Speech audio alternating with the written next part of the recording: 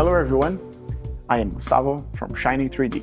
In this video, I'm going to show you how we can scan this metal part using our new high-precision 3D inspection system, the OptimaScan Q12. Let's walk through the whole process together.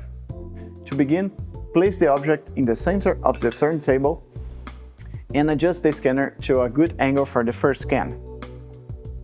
With the automatic turntable, we can capture everything from this angle with just one click.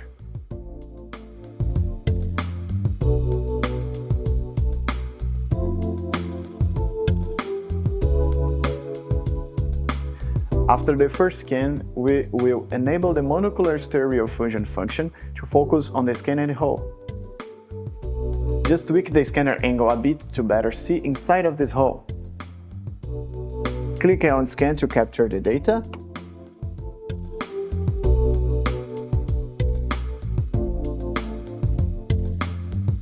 By comparing this scan with the initial one, you will notice that the data captured inside of the hole is much more detailed.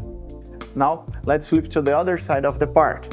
Here, we can find some raised tests, so we are going to switch to the small range to catch those tiny details.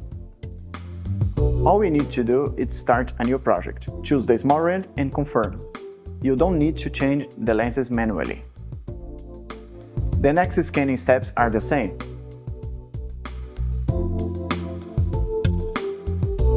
After scanning, use the alignment function for data fusion. Just select both projects, choose marker alignment, and the software will take care of the rest.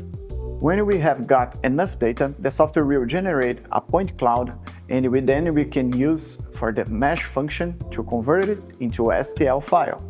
You can adjust the settings if you need it, but if you are not sure, the recommended settings will work perfectly. After meshing, you can also do some post-processing, and then you can export the final file.